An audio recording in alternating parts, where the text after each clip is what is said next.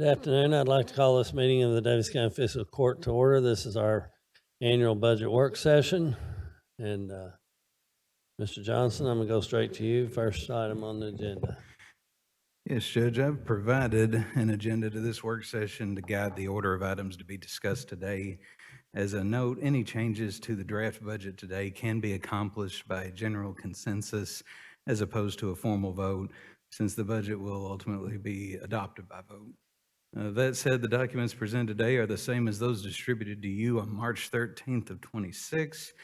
The first item on the agenda is the summary of changes from the initial draft of the fiscal year 26-27 budget, which includes items that the court has become aware of within the last month.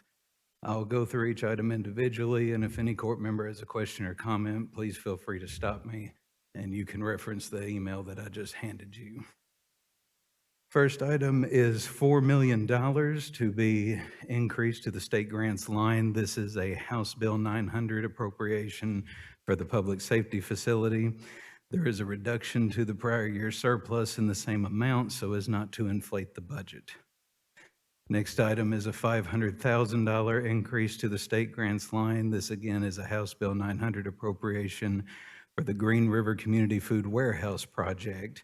And there's an expense addition to their line in the budget of $5330, $50730, and the same amount it was noted as for project support will be a flow through for this from the state. Next item is $20,000 increase to the state grants line. This again is a House Bill 900 appropriation for the Empowerment Academy. And there's an increase to their expense line in the budget, which is $5315, $50725. And it is the same as the prior item listed as general program support from the state. There are some other House Bill 900 items that may ultimately flow through fiscal court. However, if that turns out to be the case, Cabinet of the state will send an agreement for court approval, and we will amend the budget accordingly. Since they will be flow-throughs, they will have a net zero impact to the operational budget, and that they'll have a revenue and an expense in the same amount. Next item is $100,000 to YMCA for the emergency child care services expansion that the court has discussed internally. There is a reduction in the reserve for budget transfers line to accommodate this. The item following is $260,000 to the Senior Citizen Center.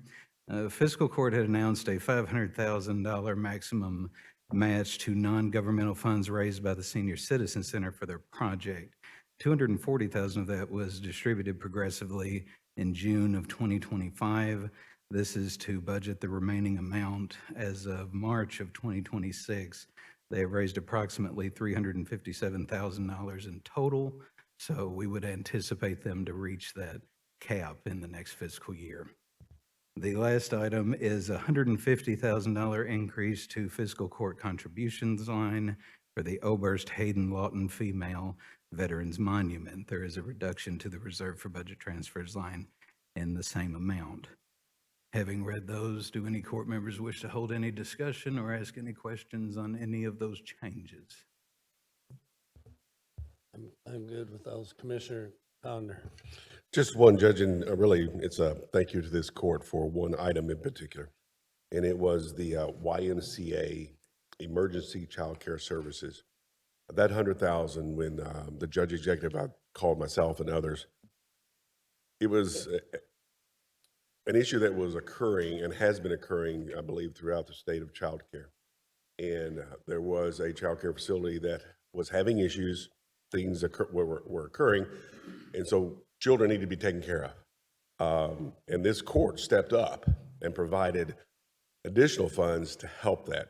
It's sometimes lost in the other numbers that you see here, but that's a good story that everyone needs to recognize, that we as fiscal court are wanting to take care not only of our children in daycare, but making sure parents have continue to go to work, because that's what it was really based on. So thank you everybody on this court for making sure that one happens.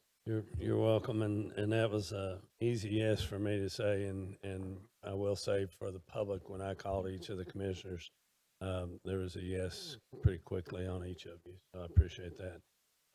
I believe that the second time the YMCA has stepped up. When the first daycare to close here locally was Lourdes, and that was 40 kids. And then the next one, the one that's kind of happening right now is St. Pius 10, and that's 80 kids. So I'm glad the Y was able to be able to step up to that.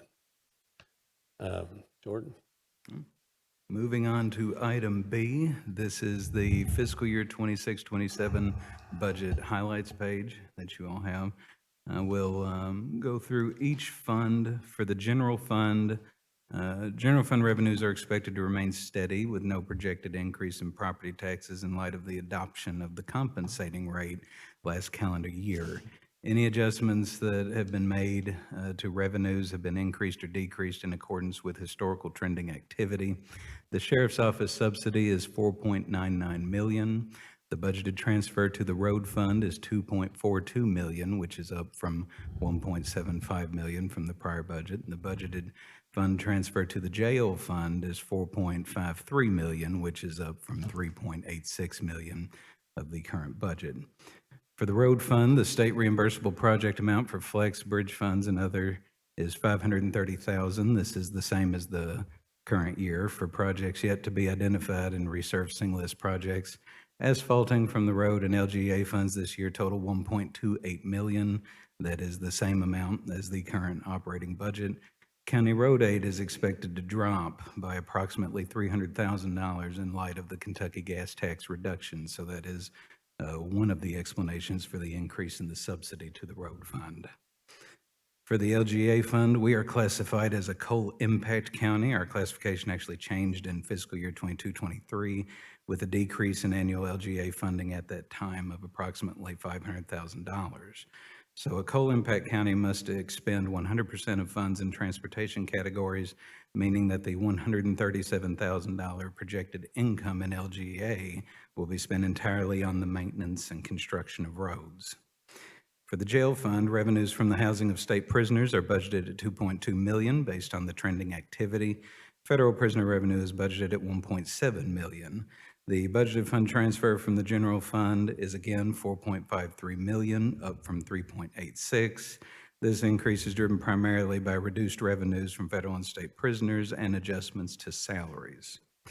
For the Economic Development Fund, simply the court has awarded funds for several projects since its inception. Will continue to provide funding for fiscal year 26-27.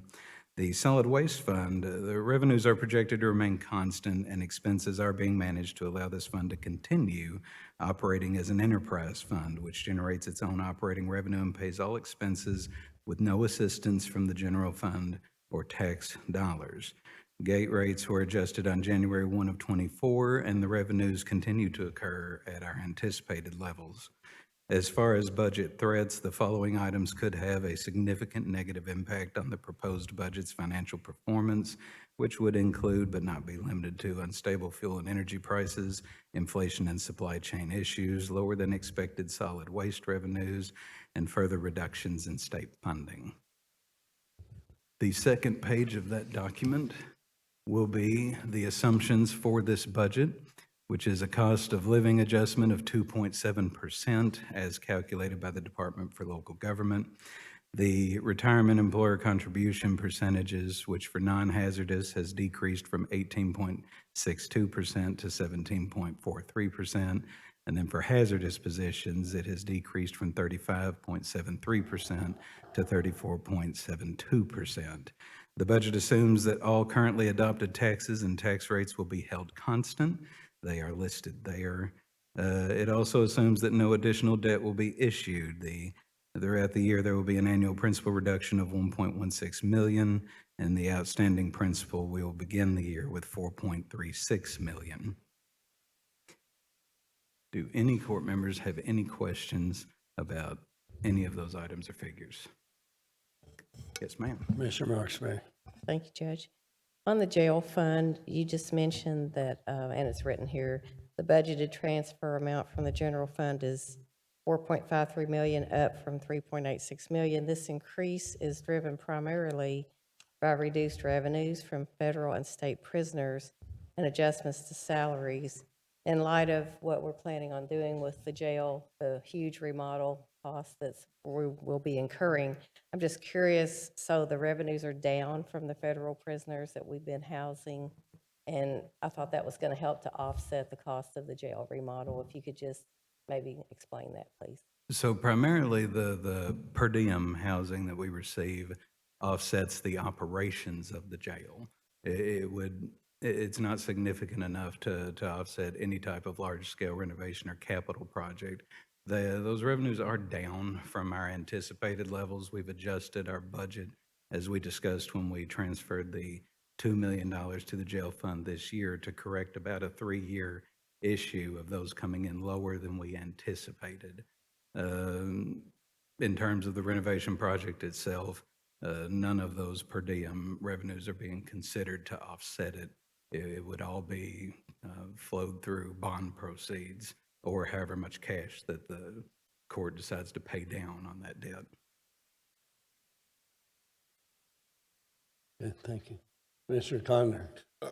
Just to clarify, if you could, please, Jordan, the per diem for the feds, when you say, the revenues are down, there's two components of that, number of days of they're in the jail, and then the per diem paid per day they're in the jail. Which piece has gone down? Is it the number, the per diem, or is it the number of It would be inmates and number of days? We are at the mercy of the placement agencies, United States Marshals and Department of Corrections. It is the number of inmates that are down, that are housed. So it's not the per diem that has gone down, it is the number of days the inmates are in there classified as federal and or state inmates, correct? Correct. Okay, thank you. All right. So moving on to item C, which will be the next document in your packet, the summary of revenue and appropriations. I will read each appropriation by classification with the total amount appropriated by fund. Each fund has an equal offsetting revenue amount as the budget is balanced. For the general fund, total appropriations are $67,718,096. For the road fund, total appropriations are $6,635,000. For the jail fund, total appropriations are $12,182,850. For the local government economic assistance fund, total appropriations are $137,500. For the bond fund, total appropriations are $1,927,000.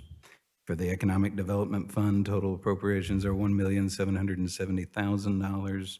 For the opioid abatement settlement fund, total appropriations are $1,950,000. For the solid waste operating funds, total solid waste funds are $27,736,180. And finally, for the county clerk permanent storage fees fund, total appropriations are $466,000, for a total of all budget appropriations for all funds in the amount of $120,522,626. Are there any questions on any of those categories or total fund appropriations?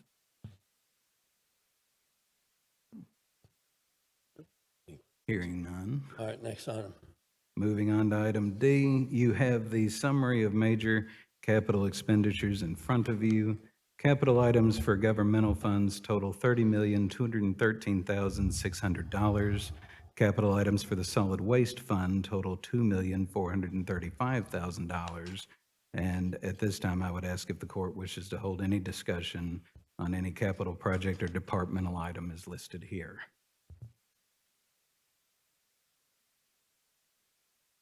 Yes. Thank you. Commissioner Conner. Thank you, Judge.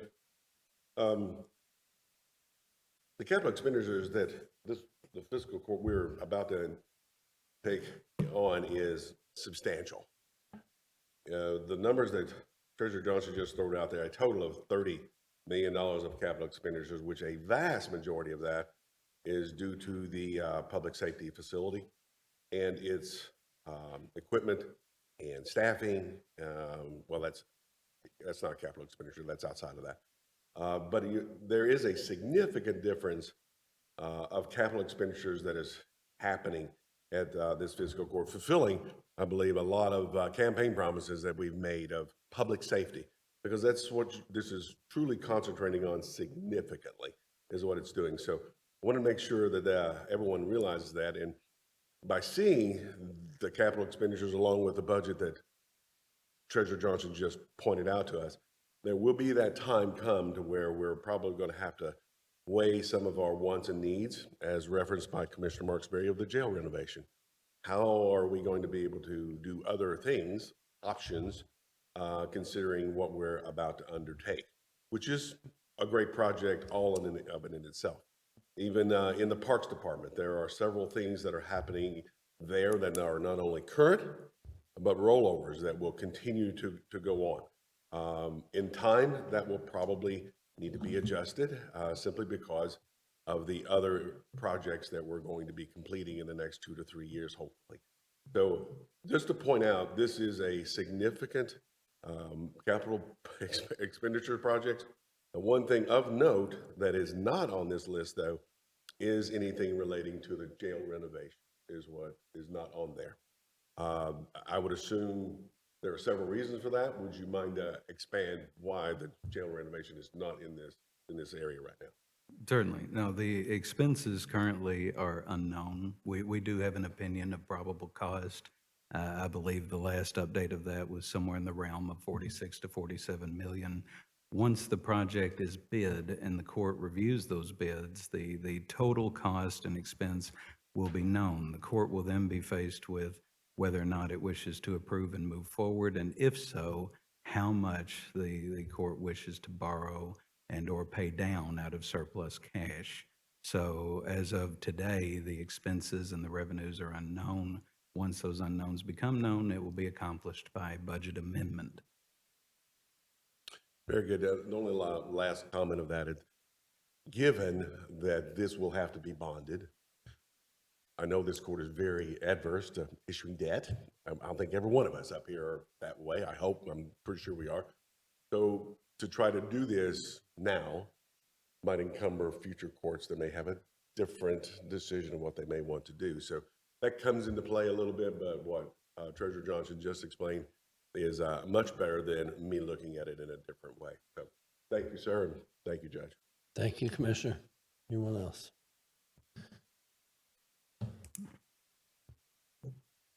The next item on the agenda is agency funding.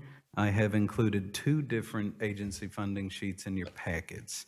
One is the sheet that you will be familiar with. It is in order of account number, and it is separated by general fund and then the bond fund, House Bill 202 items. The next sheet is the exact same information displayed categorically as it would appear in our budget. You've had access to the detailed binders containing all applications for several weeks now for review. Agency funding for the general fund totals $2,240,886. Agency funding for House Bill 202 eligible entities totals $202,285. At this time, I would ask if the court wishes to hold any discussion on any particular agency's funding. Any comments from the court? Yes. Commissioner Casson? Yeah, thanks. Going down the line, just going through the order here, I see there's a large increase for our Economic Development Corporation. And reading through their request for agency funding, the reasons and also successes through the last year, I'm seeing the 373,000 as it's just way above what I believe would be necessary for them at this point. I know last year was the 189,000 approximately, and I see that as more of a realistic expectation of what we can fund for them, unless there's any other information provided that anybody has to help me understand why we should still go to that level. Although, you know, with the information in their funding request, I just could appreciate if we could have an understanding of why such an increase. or if everybody else is okay with it, to help me understand why. The only thing I can speak to is I know they had we had a consulting group come in and look about, to meet with us, did a study to see about doing additional fundraising. Ultimately, I think the board made the decision that rather than go the path that was being proposed by that consulting group, that we needed to pick a different approach. I know one of the things that we're working on actively is changing the bylaws and changing the structure of the board. Right now, we are what they call a pay to play, meaning you pay whatever amount you agree to be a member, to have a seat at the board. There's really no cap on how many board members there can be. I'm going to call it less than desirable size. I do know I think there's 5 or 6 banks that are board members. I know I've had citizens, when I first became judge executive, express concern that's not who we need sitting at that table. And so there's been considerable conversation about taking a different path. In just yesterday's board meeting, this ask was, I guess, defended, if you will, from a standpoint of saying that since we're not doing the fundraising using what we had engaged the consultant about, that, and with the board restructure, the change of the bylaws, that they look at this as a one-year ask and not something that's going to be repeated next year. I'll put it that way.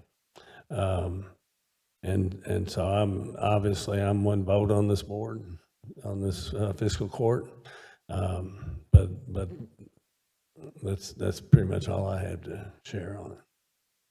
I do know that one of the things that Claude Bacon is hoping to do with additional funding, and obviously it's not what he's going to do with 189,000, but is attending one place we've been absent from, if you will, from a local community representation, is at different site selector, site development conferences, if you will, where we can be seen up front, one-on-one with site development people.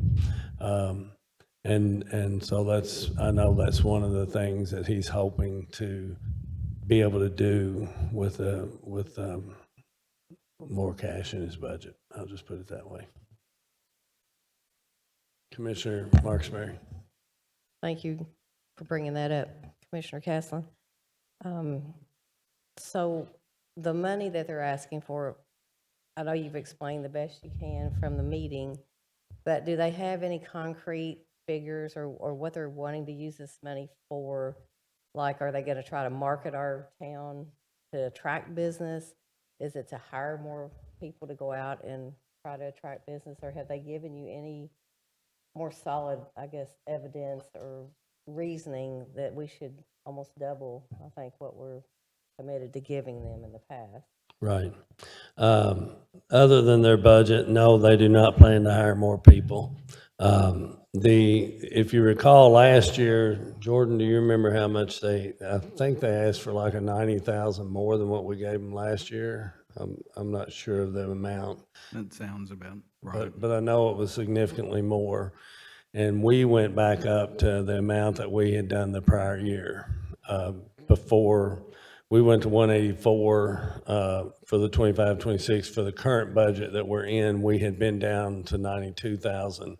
And then 189 is what our prior year had been.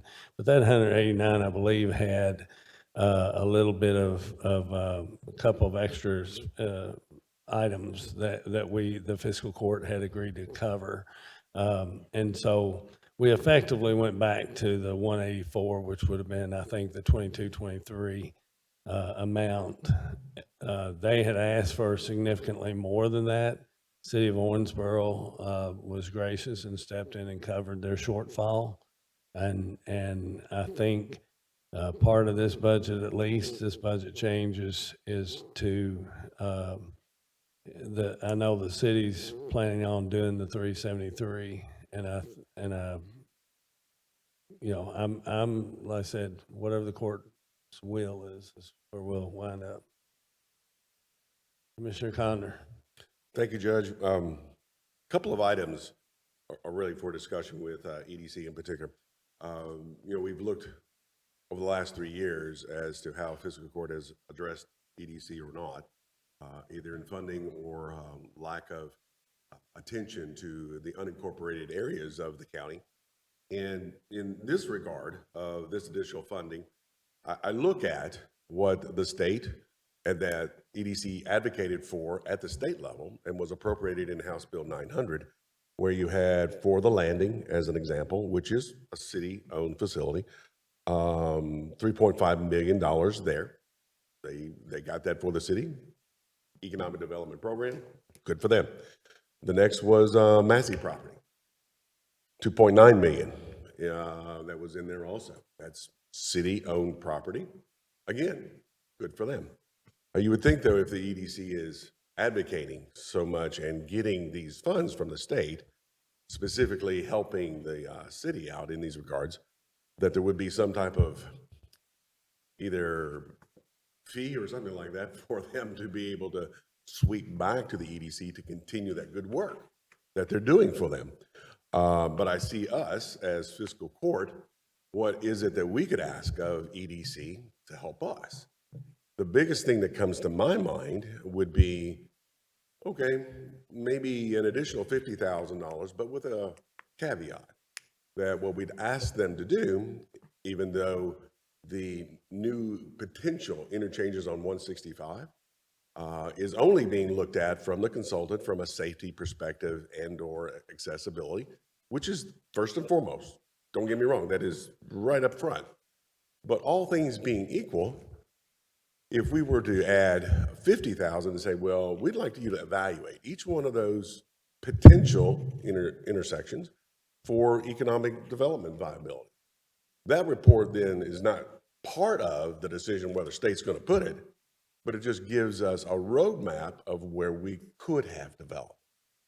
So I only bring that up as a consideration for the court if we're wanting to add monies to them. I'm throwing 50,000, maybe even more than that if you wanted to, but with some type of report like that that could come back to us.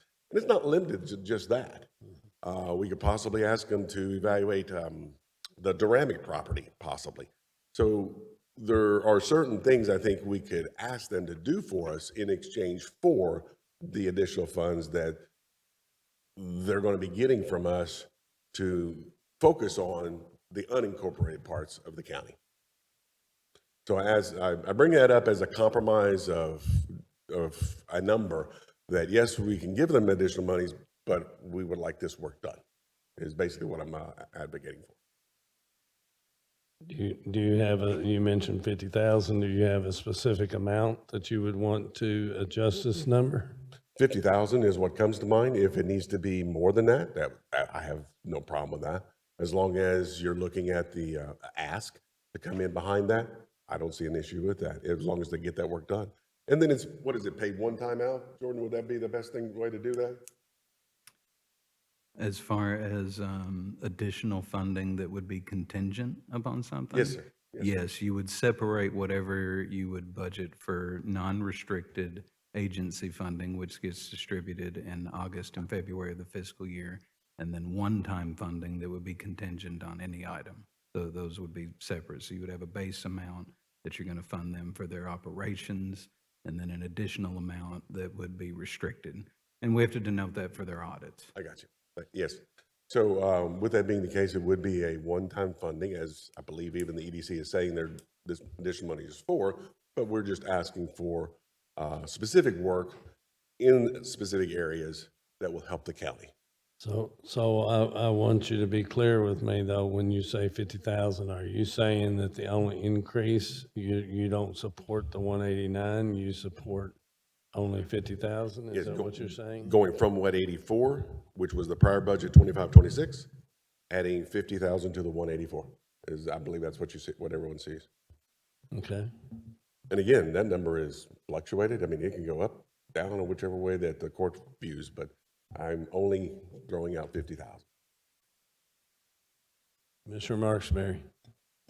Since the 165 interchange is a state project, I'm wondering how they would tie that in as our local economic development task force. How would they tie that in with the state road project? I'm just wondering out loud how that might work. Yeah, because with the meetings we've had, Commissioner Marks, I think that somebody asked that question on economic development. I think they did. And the consultant was point blank saying, we don't do that. That's not part of our scope. Now, your question though comes down to the state, meaning the transportation cabinet itself. How would they view that? I'm going to suspect they don't probably care a whole lot because that's a local issue more than it would be a state issue. That's my guess. I don't know that answer. I really don't know. A good question to ask though, if that is the case. Yeah, it's a very good question to ask if the state would consider that differently. I don't know if they would. I guess what it boils down to for me is if they are considering one of those exits as better for economic development, would that not sway the state then to throw out their study and say, okay, well, this is what they are asking for as a county, so we're going to give preference to that exit interchange? I'm not saying I'm against it. I think it's a great idea that we need something in return for their ask to see something. And that was that was the path I thought. No, that they I could agree do. with you. I agree with you. But to vet that, maybe a phone call needs to be made to the state, and you may have, I suppose, Denitra Henderson at the state, she may say, that's not part of what we evaluate, that's not what we do. She probably knows the answer to that question, but that's not her job, I'm gonna guess. The only time that I'm aware that the state ever does any road improvements specifically for economic development is when you have something big coming in. They certainly will put money in to do a specific road project, but I don't. I know when we were all out there for the public meeting. The focus on their study is safety driven. Correct. And we actually had, part of our agenda was to discuss what you just brought up, Commissioner Condor. And a decision wasn't made. I think we're going to defer that to the full board. When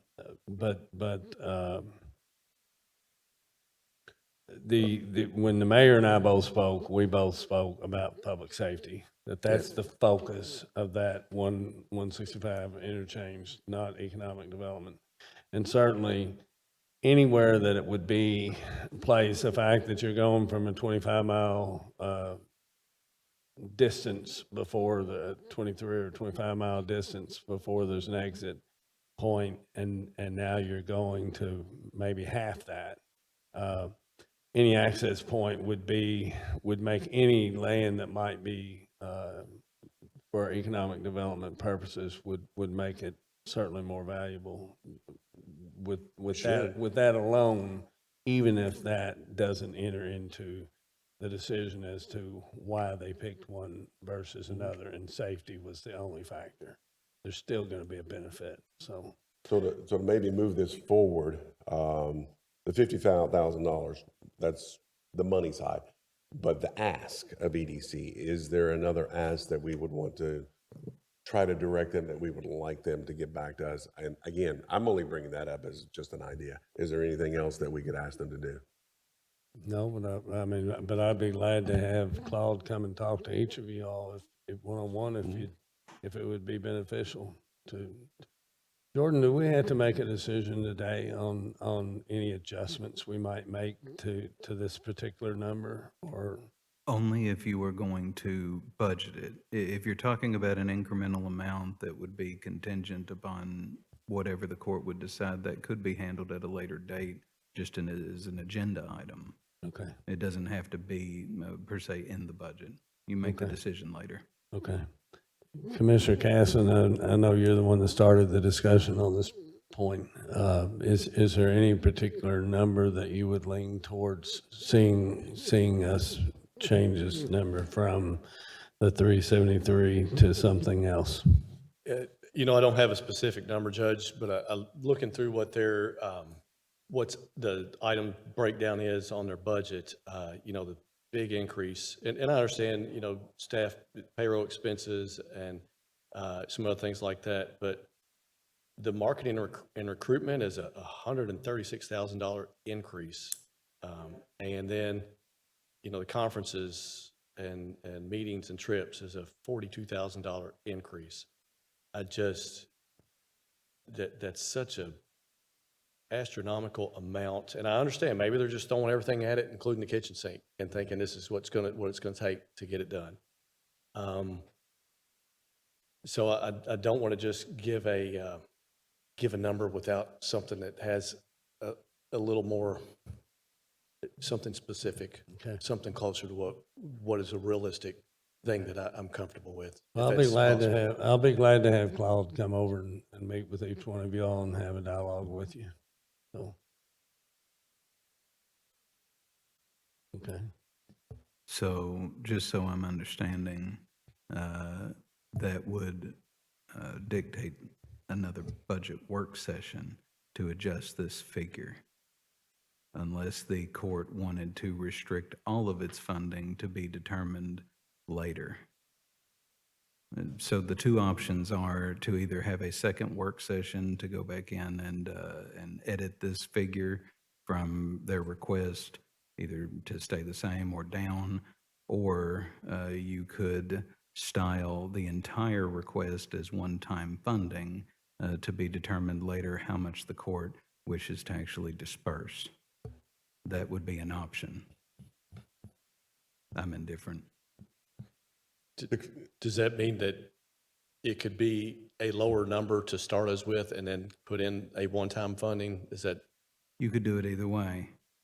You could, when you restrict all of their funding as one-time funding, the court then decides how much of that it would actually parcel out. And that would forgo a second work session meeting and keep our timeline. But there's nothing wrong with having a second work session meeting if you would prefer that. It's really the court's preference. I just wanted to make certain that everybody knows if this is left the same and indeterminate, we have to have another meeting. so we could theoretically budget the full amount, just restrict maybe, say, 150,000 to where we're going to look at what they're doing with those dollars before we say yes. Certainly. Is it safer, because I'm not sure what kind of changes or work session we'd have to have. Is it safer to say, let's give the same that we've done before and then decide if we're going to add the one-time funding? Or, because I don't want to throw everything at it only to say, yeah, we're not going to do that and pull it out. I'm not sure what's most appropriate on this. Really just the court's preference. Okay. If you return them to the prior year's budgeted amount and then through court action decided any incremental amount to be funded, that's perfectly fair. For me, it's let's give them what we've done before and then convince me that it's necessary to give more. That's, but if it's just as easy for everybody to go along with it, but that's my thoughts. Commissioner Connor? I agree with that, and I think that not only applies to EDC. I think there are a couple of other ones that need to be just vetted a little bit. For example, the airport's request, I believe. I'm gonna ask you if you would keep your comments focused on EDC, Well, so we EDC, can wrap this up. I don't mind going to the airport or any other agency afterwards. Sure. But I'd rather we focus on this for the moment. So as far as the process itself that is outlined, that you keep EDC at the 184 with the other piece, the additional, 189. thank you, that additional just simply becomes one-time funding as necessary or justified at a later date. Correct? I'm looking for guidance from our treasurer on that. That's perfectly acceptable. It's actually been done in another item on the River Park Center shortfall ask. That $300,000 budgeted shortfall was edited out for them to come at a later date to the court to make that decision. It would function the exact same way. Okay. Commissioner Marksberry? I would be fine with that as well, what Commissioner Condor and Commissioner Caslin have proposed. And I just want to be clear that we are not saying that we don't want to fund the EDC, but they are asking almost double what they've asked in the past, and we're just wanting clarification on that. And time to, look at this a little closer. Thank you. Okay, you have your direction then. And I will, in the interim, have him come and meet with each of you. Commissioner, you had alluded to the airport. If you want to go to that, you're welcome to. And again, I think it's in the same vein as what we've discussed with EDC and as Treasurer Johnson said with the River Park Center. Same thing. I believe that is some one-time funding on matching grants for them, but we could do the same thing with them and maybe one other issue, because there's only like 3 or 4 that might be treated the same way that Treasurer Johnson has laid out and everyone else is agreeable to. But that was the same way with the airport. What's the substantial increase? What's it for? Is it for a matching grant? Is it, what are we really doing there? I believe it is, but that clarification probably can come forward at a later date if necessary. I think they were more direct with their dollars. Go ahead, Jordan. They were, of their total ask, $142,277 of their request, and their total request being $588,983. $142,000 of that would be for unrestricted operations, which is slightly down from what they requested as unrestricted money for operations in the prior year. The remaining $446,000, $51,706 of that is a carryover from last year. That is the LED airfield lighting project. $396,000 is for the terminal environmental and design project. Those are federally funded at 90% and 70% respectively, with the remainder to be made up between state and local. Where that is one-time funding, $446,000 of that is restricted to one-time funding, which means the court would act to distribute those items. So you don't, they're not automatically distributed that full amount. So of that 446, it is not, they don't get half of it right away and half of it in 6 months. This would be as that project is done. And only if all parties to it, which would be any other local municipality like the city or the state, agree, and the federal government agrees, and the airport is able to cover its piece, all parties ready to move forward, that then and only then would it be dispersed. Right. So I think the airport is different from the EDC, Commissioner Condor, because they are far more specific with what those dollars are going to be for. So I would not support taking the same position, because effectively we are without structuring that way, because their ask is specific to these projects. Correct. Got it. The only other issue that, if we wish to move on, if that's Sure, okay. go ahead. I understand what we got there. That's good, especially when that's a vast majority of that is one-time funding supporting granting mechanism. That's awesome to do. The only other piece was reading, as I did on the community programs, Health Force Kentucky. It's a new one that has showed up this time. The great facility that was built out on Frederica Street is now operational, and the state had given them a substantial amount of money 3 or 4 years ago in order for that to be operated. As I looked at the paperwork that they submitted, it was not very clear at all. It was just operations or whatever that they were doing. Community partner, I think, is what the words that they used. I believe there needs to be a further explanation of what is the sustainability plan for Health Force Kentucky. Since there is a large investment that the state put into it, will local government have to be able to step up, not only at $65,000 currently, but potentially more as time goes on? So I would ask for further clarification, as we have with EDC on Health Force Kentucky too. Right. Well, for what it's worth, when I met with them and toured it, I've toured it a number of times. I specifically, I know Representative Miles was very instrumental in getting them a significant amount of dollars for the construction and the build out and the furnishings of that facility. But I'm going to say there wasn't a whole lot left included for operational funding. And when I asked them, I said, well, how's this gonna be funded? And certainly one of the ways is through donations from both the community at large and entities like Fiscal Court. And I believe that this is truly a transformational organization,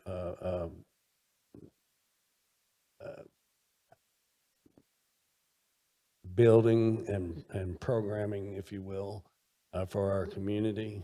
And I just wanted Fiscal Court to be a leader in supporting it. And that's why that 65,000 is in there.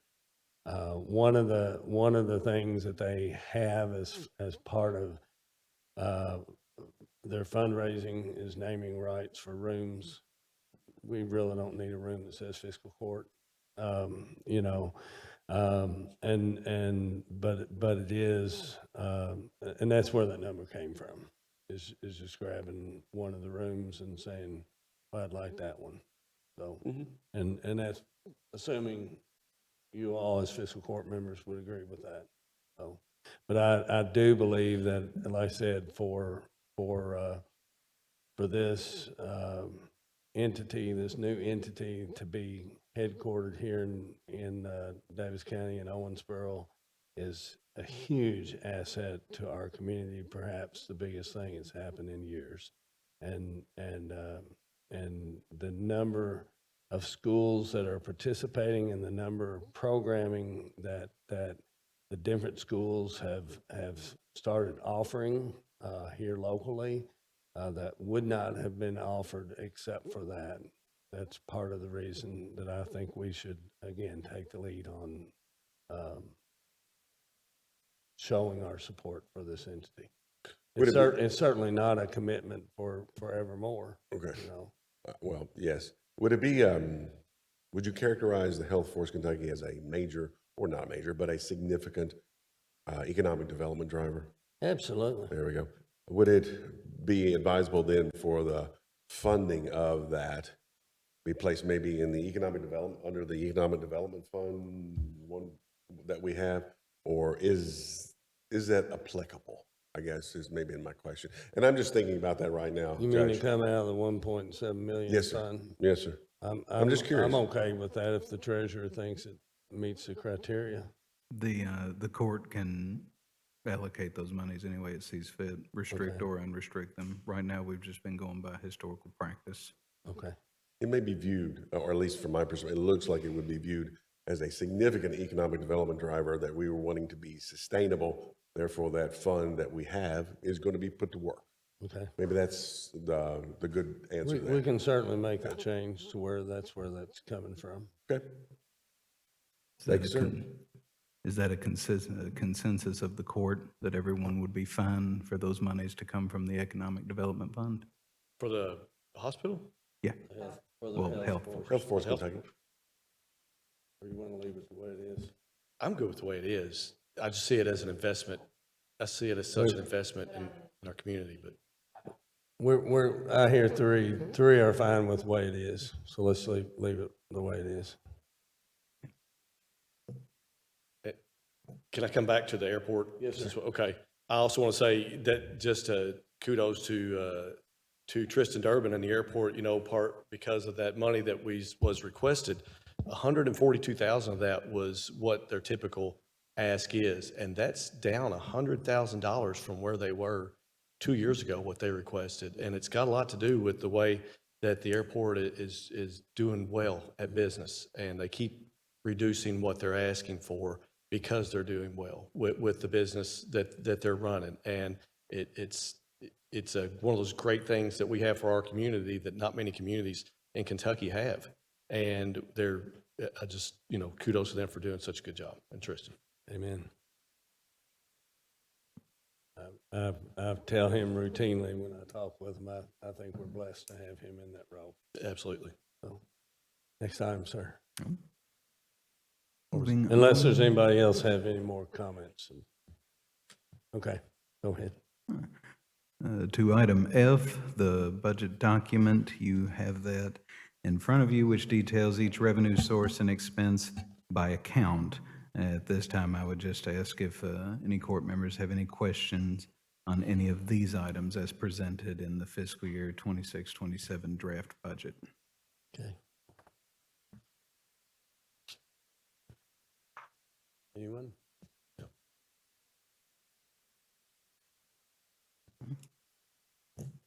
Hearing none. Moving Okay, on to next item G, which is liabilities. There is no assumption of any additional debt being issued. Now, that doesn't mean that the court cannot or will not issue debt in the coming fiscal year. It simply means that the operational budget currently does not assume a new issuance. The total outstanding principal as of July 1, 2026 will be $4,361,472.71.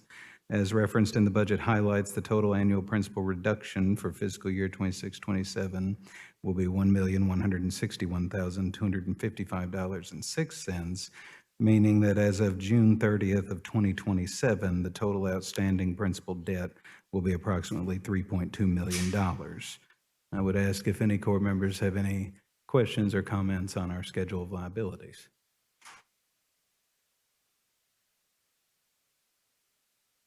Amen. Hearing none, we are finished. I would request a consensus to move forward in preparing the final budget with the items that were listed in the summary of changes that we addressed in item A of today's agenda, and the one adjustment of EDC from their request of $373,110 down to $184,000, with anything additional to be addressed at a later point. Anything else? That's it. Okay. Without further business, this meeting is adjourned.